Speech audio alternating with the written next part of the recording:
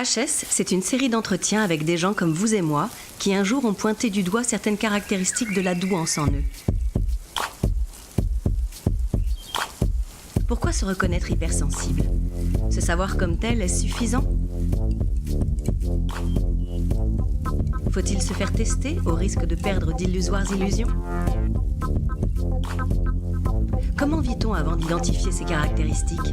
Que se passe-t-il quand on décide de passer un test qui prouverait qu'on ait un haut potentiel ? Et que vit-on une fois qu'on sait qu'on l'est ? Ou pas ? Merci d'écouter HS, le podcast situé à l'intérieur d'un hypersensible. Ou pas. Je dirais curiosité, parce que c'est vraiment quand même une autre façon de voir le monde et ça permet quand même d'éveiller ses sens. Et du coup, je dirais aussi sensation. Alors moi, j'ai tendance à parler de fragilité. Alors ça en dit long parce que j'ai du mal à l'heure actuelle et ça depuis plusieurs années à me défaire des émotions, des sensations que ça provoque chez moi et des choix que j'ai pu faire dans ma vie qui sont finalement liés à ce rapport au monde et qui sont des choix que j'ai un peu l'impression d'avoir fait par dépit, donc que j'ai fait en fait par peur plutôt que suivi par une forme de liberté, quoi. C'est pour ça que j'en suis en ce moment, enfin encore à un stade, on va dire, de fragilité. Comment ça se traduit, l'hypersensibilité, chez toi ? Moi, j'ai tout de suite des formes d'angoisse. Je peux être très vite mal à l'aise et j'ai tendance à pas le montrer. Enfin, c'est-à-dire que je fais en sorte de camoufler complètement, alors qu'au fond de moi, ça bouillonne. Et ce qui est difficile, c'est de garder en fait ce masque et de sentir vraiment une rupture entre ce que je peux. Entre l'impression que je donne et ce qui se passe réellement au fond de moi. Et par exemple, moi je suis quelqu'un qui a beaucoup de mal à prendre les transports. J'ai tendance, je suis agoraphobe et plutôt claustro aussi, donc typiquement le métro pour moi ça peut être vraiment très compliqué. Là en ce moment ça va parce que je me force à le prendre et puis en plus j'accommode mes horaires en fait. J'accommode aussi mes sorties, mais ce qui fait que je le prends quand même parce que je veux pas l'évincer de ma vie, étant donné que j'habite dans une grande ville et j'ai choisi de vivre ici, mais j'ai conscience que je passe à côté de plein de choses parce que j'arrive pas parfois à me défaire d'un malaise en fait qui parfois me bouffe. Et en même temps, je me challenge et j'essaie d'appliquer, de m'imposer des sortes d'objectifs, même si suivant l'humeur dans laquelle je suis, parfois c'est difficile en fait de suivre, de suivre ces objectifs, quoi. C'est vrai que pour moi, typiquement, j'ai pris la 13 pendant des années, la ligne 13, et je peux plus, quoi. Le deuxième qui est handicapant, c'est le sommeil. Les angoisses nocturnes, ou même j'ai beaucoup de mal à m'endormir. Je peux mettre parfois 4-5 heures avant de m'endormir. Et c'est pas le cas toutes les nuits, mais c'est le cas notamment quand je sais que je suis seule dans mon appartement et que j'ai un rapport à la nuit et à certains souvenirs qui me tiraillent et que j'ai du mal à dépasser, en fait. Et là, donc la mécanique de l'angoisse, en fait, c'est simple, t'as peur d'avoir peur, donc t'as peur.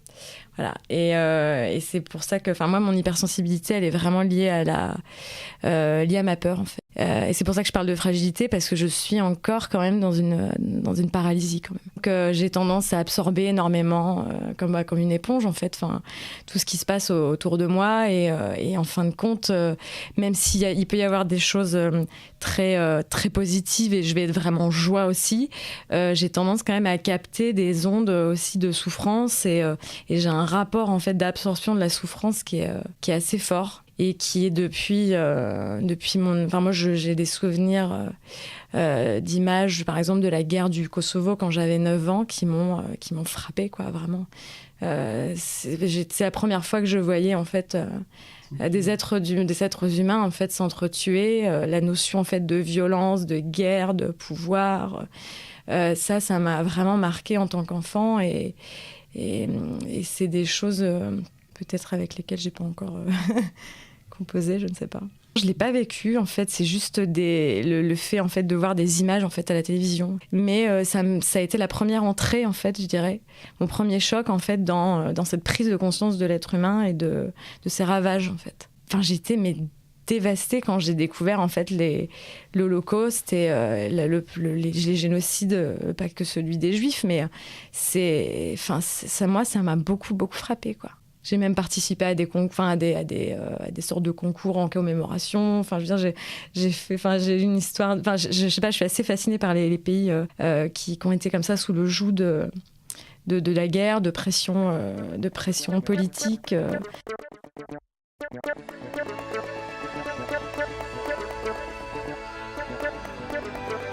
L'empathie, c'est quand même l'occasion aussi de tisser des liens avec d'autres personnes, d'avoir une sensation de réelle communion, en fait. Et ça, c'est quand même très fort. Après, je suis quelqu'un qui a quand même une très bonne mémoire. Enfin, généralement, je suis assez physionomiste. J'arrive à reconnaître rapidement. Enfin, j'ai une mémoire à la fois auditive et photographique aussi, quand même, je trouve. Donc ça m'aide beaucoup à la fois dans mon travail, mais aussi dans mon lien avec les autres. Vraiment. Et je dirais même que si vraiment je devais... l'élément essentiel et positif, moi, dans ma vie, c'est le lien social. C'est le lien social. J'ai du mal à bien vivre mon hypersensibilité, donc j'ai du mal à trouver des aspects positifs, en fait. Parce que je trouve que j'ai pas encore réussi à transformer tout ça et à le dépasser, en fait. Le plus facile pour toi dans la vie? Cuisiner. Là, j'ai eu des gros problèmes d'anorexie quand j'étais plus jeune. Et parce que pour moi, c'était du coup hyper... j'étais dans un contrôle de mon corps, donc ça me donnait une forme de sécurité. Et en même temps, c'est un rapport hyper complexe à la nourriture. Et ça, par contre, pour le coup, ça, je l'ai transformé. Ça, par contre, j'ai vraiment transformé. Et du coup, j'adore cuisiner des choses hyper... qui peut paraître assez loufoque pour certaines personnes, parce que j'adore cette quête de combinaisons culinaires. J'aime bien tester plein de choses différentes, un peu improbables. Ça me plaît. Voilà, ça c'est facile pour moi. Le plus difficile pour moi, c'est de projeter des choses, d'organiser, de me challenger, de voir l'avenir, en fait. Projeter les choses, planifier des choses, me fixer des objectifs, croire en moi, croire en la vie, en fait. Enfin, voilà, essayer de vivre et d'avancer avec une forme de quiétude, même si je suis pas sûre que ça existe, tu vois. Quand et comment as-tu pris conscience de ton hypersensibilité? C'est venu il y a pas très longtemps, en fait. Je me rends compte je me suis rendu compte que j'avais des amis autour de moi qui avaient quasiment la même, qui rencontraient les mêmes difficultés que moi, et on avait quand même des aspects en commun, et ces personnes-là ont été diagnostiquées hypersensibles, ont suivi des thérapies et m'ont même conseillé de faire la même chose, mais moi-même j'avais pas forcément ce recul-là. Je pensais juste que j'avais peut-être des tendances dépressives, que j'étais quelqu'un qui manquait cruellement de confiance en lui. Enfin, j'arrivais pas forcément à mettre de mots dessus, et c'est après, en fait, en me renseignant et en regardant, en fait, la définition, même si en fin de compte elle est hyper large, mais j'ai quand même vu clairement des similitudes, quoi. Ça, c'est clair. Que penses-tu des tests liés à la douance? C'est déjà un peu compliqué pour moi de venir parler comme ça ici, en fait. Mais en même temps, c'est l'occasion d'arrêter de négliger, en fait, cet aspect-là, et d'essayer d'entamer quelque chose de constructif, parce que finalement, je me suis jamais fait aider, tu vois. J'ai toujours... par orgueil, peut-être, voulu m'en sortir toute seule, ou du moins... essayer de minimiser, de dédramatiser, en fait, pour survivre, je pense, au fond. Donc le test, oui, pourquoi pas, même si je pense pas être quelqu'un forcément doté d'une douance... je pense pas être au potentiel. Je pense je sais que je suis quelqu'un d'hypersensible, émotionnellement, ça c'est clair. Après, si le test ne porte que sur l'aspect intellectuel et n'a pas de critères finalement qui touchent davantage aux aspects socio-émotionnels, je suis pas sûre que je suis pas sûre que ce soit très concluant. Après, étant donné que je manque de confiance en moi, que je suis pas quelqu'un qui est beaucoup, je m'en rends peut-être pas compte et je suis peut-être pas assez objective sur moi-même en fait. C'est ça qui est délicat, c'est que je pense que ça me ferait du bien d'entamer en tout cas une approche là-dedans. Mais il ne faut pas non plus que j'attende de ce test une forme de validation, tu vois, comme si ça y est, c'est bon, je suis hypersensible, on peut me mettre dans une case, tout va bien. Je suis classée, enfin tu vois, j'appartiens à quelque chose, j'appartiens à une catégorie, je suis socialement reconnue comme. Je pense qu'il ne faut pas tomber là-dedans non plus, mais après, c'est une expérience. C'est une expérience. Il ne faut juste pas attendre que ce soit le déclencheur d'une estime supplémentaire de soi. Mais si ça l'est, tant mieux. Enfin, mais oui, la question, faut que je me la pose sérieusement.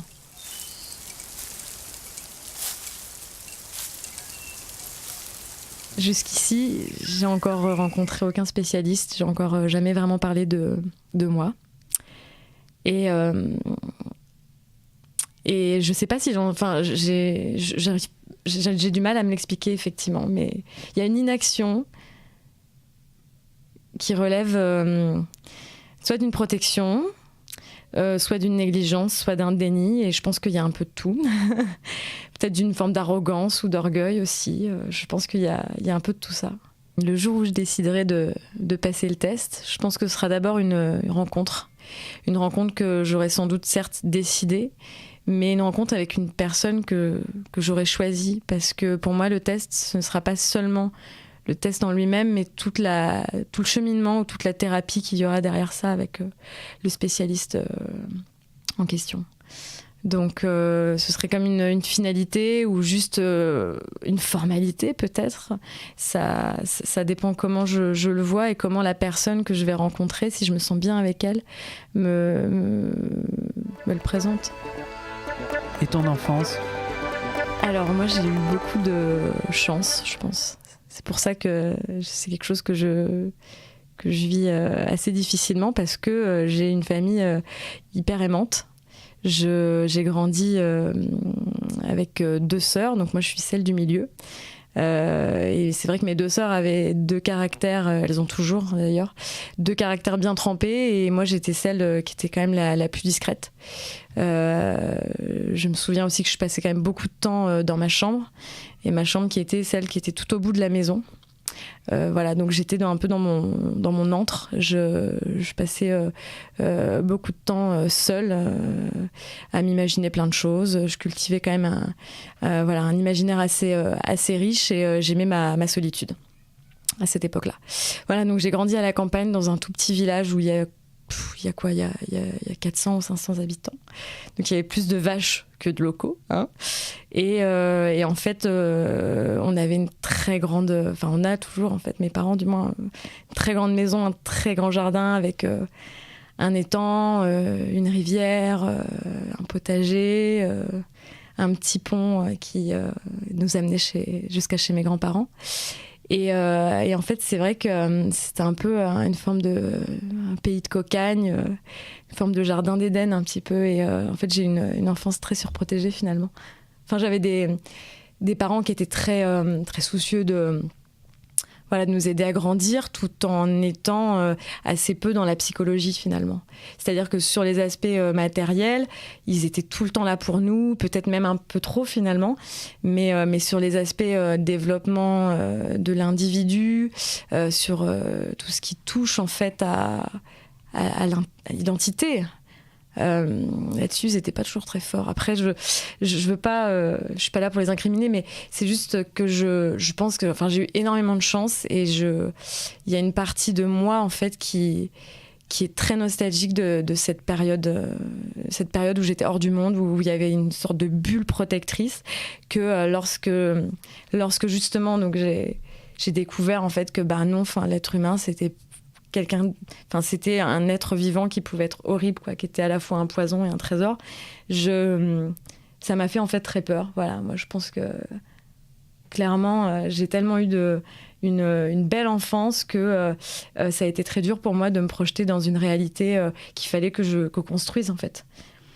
Et c'est vrai que j'ai pendant très longtemps, même là ces dernières années, je me sentais bien que chez mes parents en fait.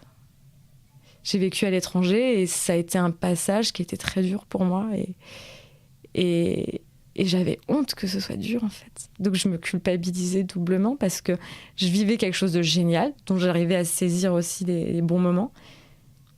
Mais parfois, j'étais quand même animée par des angoisses qui me pourrissaient la vie, quoi. Et je me sentais bien en revenant dans cette espèce de cocon familial protecteur qui était en fin de compte hyper toxique aussi, quoi.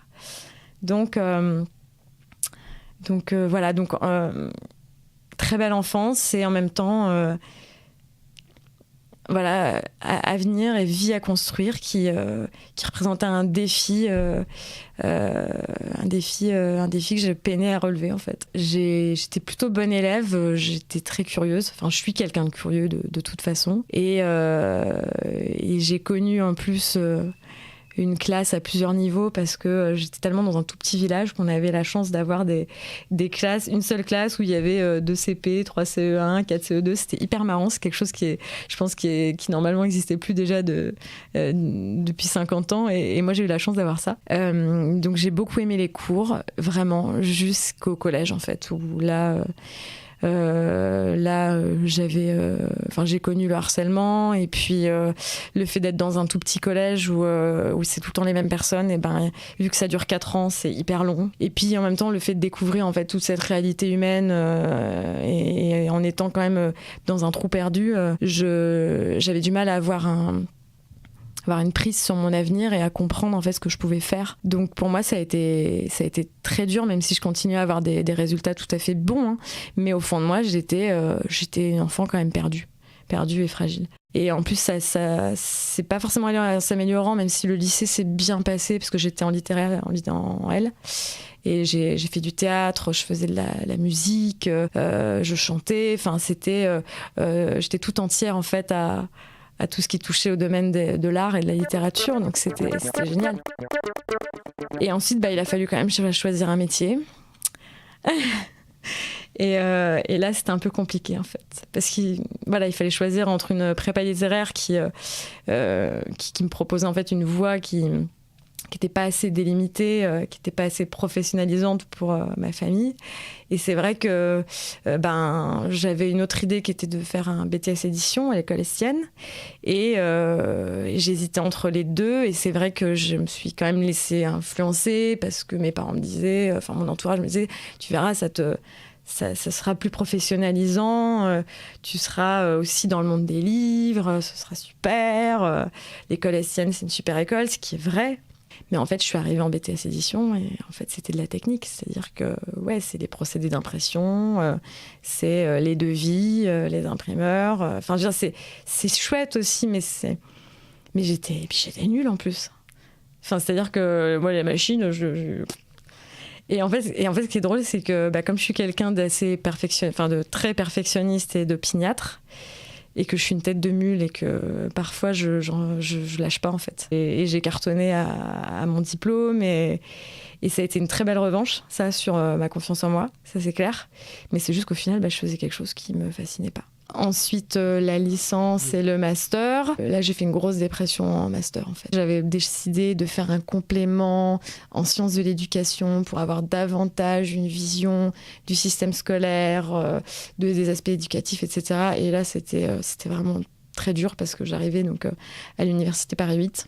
La ligne 13 qui était horrible, et toute cette réalité crue en fait du système éducatif français, tout le rapport en fait à la sociologie bourdeusienne, etc. Enfin, ça a été un choc aussi encore par rapport à cette réalité crue, et même si c'était fascinant, enfin c'est fascinant de savoir, de comprendre en fait les rouages du système, mais c'est vrai que moi j'ai eu beaucoup de mal à ce moment-là parce qu'en plus j'étais en recherche et que j'avais choisi un sujet que j'aurais plutôt dû faire en doctorat. Donc je me suis noyée dans mon mémoire, quoi, vraiment. Mais j'ai choisi en fait de repartir sur un M2 qui revenait vraiment vers l'édition jeunesse et vers le livre pour enfants. Et je me suis spécialisée en fait dans tout ce qui touche aux maisons d'édition indépendantes, militantes, féministes, par le biais de cette deuxième année en master en master édition jeunesse. Ce qui s'est passé, c'est que je suis partie donc en Allemagne, à l'étranger, après ma dernière année de master, car j'étais en fait en couple avec un Allemand.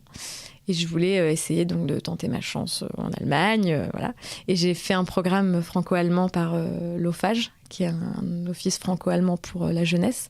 Et c'était un programme d'échange entre éditeurs, jeunes éditeurs allemands et français. Donc super échange. Et là, donc, j'ai travaillé en fait à Munich aux droits étrangers, donc ce que je fais actuellement aussi, dans une petite maison d'édition jeunesse. Et en fait, la chef était folle. Du coup, ça a été très dur pour moi parce que j'arrivais dans une équipe où en fait on était 6 dans un bureau qui était tout petit. Je comprenais rien parce que j'avais encore jamais fait de droits étrangers. C'était pas ma langue maternelle. En fait, ils m'avaient trouvé un stage comme ils avaient pu. Et en fait, la chef, elle était barrée, quoi. Elle me donnait des trucs à faire. Elle me disait « Ah oui, c'est vrai que l'année dernière, je l'avais aussi donné à une stagiaire allemande. Elle n'avait pas compris non plus. » Je crois que moi, en tant que Française, je vais comprendre davantage. Échec un peu difficile pour moi, qui avait du mal à gérer mes émotions et qui attendait beaucoup de ça. Parce que mon précédent stage que j'avais fait en M2 dans une maison d'édition militante avait été aussi a été très intéressant, mais humainement compliqué. Clairement, j'étais dans une période où j'allais pas bien et où j'avais beaucoup de mal à avoir confiance en moi, en fait. Donc ce qui m'a sauvée, c'est que la fabrication m'a appelée en me disant Camille, on a besoin de toi cet été à nouveau, est-ce que tu serais dispo, parce que là on cherche quelqu'un. Et je me suis dit bon bah allez, pourquoi pas repartir en France 2 mois, puis je reviens en Allemagne après, quoi. Et en fait je suis jamais revenue en Allemagne et j'ai cassé avec mon copain. Pour moi, ça a été aussi, même si c'était la fabrication et que la fabrication, c'était pas ce que je préférais, ça a été un peu la soupape et la porte de sortie et la reconstruction.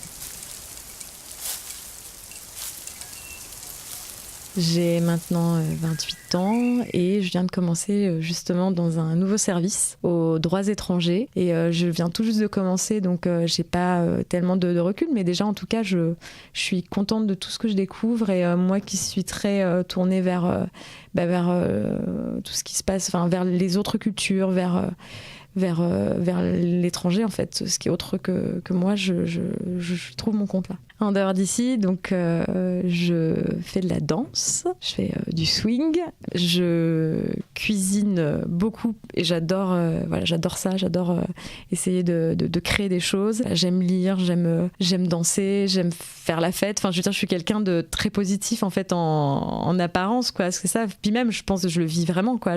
J'aime écrire aussi. Là, j'ai commencé un atelier d'écriture il y a pas très longtemps et je comprends pas pourquoi j'ai pas commencé plus tôt en fait. Faire des choses comme ça. Voilà. Et j'essaie de m'essayer à différents types de narration. Là, il y avait le podcast entre-temps qui se greffait et j'ai un petit peu mis de côté, mais il faut que j'y retourne.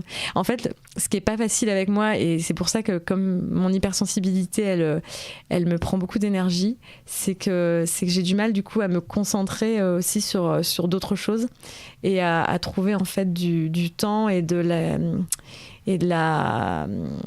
trouver de l'énergie pour ça, parce qu'en fait comme je suis beaucoup dans la résistance par rapport à mon hypersensibilité, c'est-à-dire que comme je vis pas forcément en apaisement avec ça, c'est de l'énergie que j'ai du mal à consacrer à ma créativité. Moi, j'admire les personnes qui sont dans un passage à l'action, qui arrivent en fait à créer, à être dans un engagement, qui se posent pas de questions en fait, et puis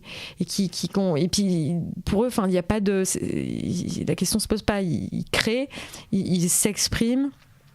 Et c'est naturel chez eux, quoi. Et même si je me doute que ça l'a pas été au début et que ça nécessite du travail, je suis très admirative des personnes qui ont cette faculté à s'exprimer, à transformer aussi, à se libérer de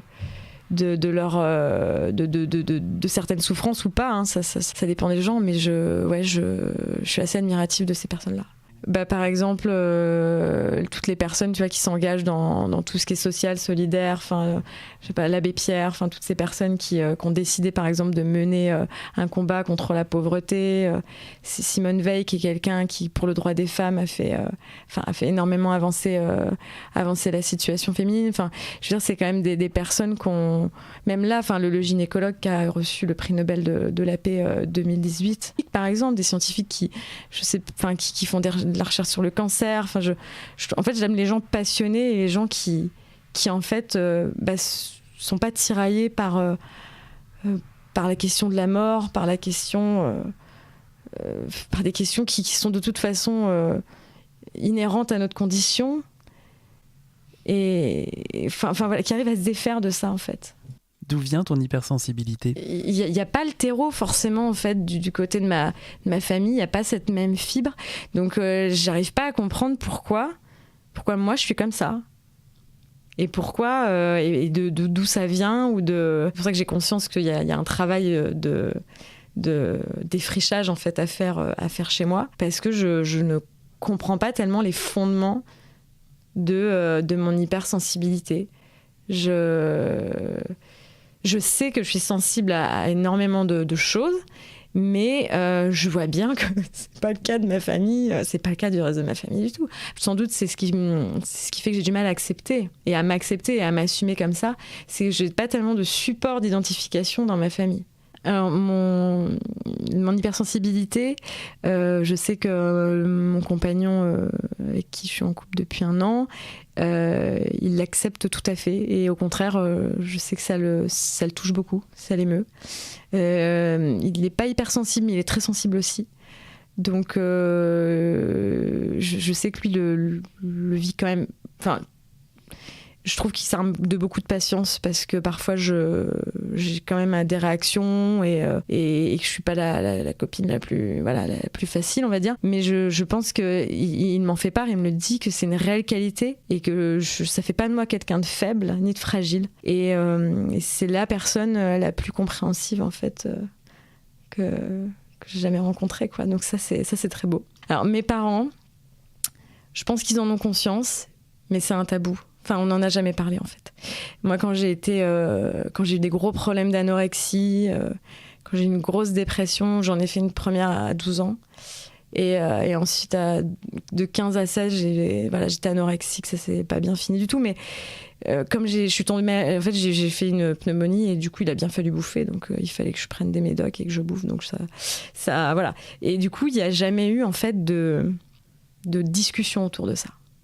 Il n'y a jamais eu on n'a jamais verbalisé. Et donc, je suis quelqu'un qui ne verbalise pas. Je commence et puis je vois bien que j'ai suffisamment d'analyse quand même je m'impose et puis même je fais en sorte d'analyser parce que mon esprit fait comme ça. Mais vis-à-vis de moi-même, j'ai beaucoup de mal parfois à être honnête avec moi-même et c'est pas du côté de mes parents que j'irai chercher cette honnêteté-là parce que je trouve que c'est délicat à 12 ans, 15 ans, 16 ans après de parler de tout ça. Il faudrait que ce soit dans un contexte très particulier, qu'il y ait matière à ça et qu'il y ait une bienveillance autour de ça. Mais j'ai la chance quand même d'avoir des sœurs sur qui je peux compter et on accepte nos différences. En fait, j'ai tout pour être heureuse, en fait. Merci d'écouter HS, le podcast situé à l'intérieur d'un hypersensible. Ou pas.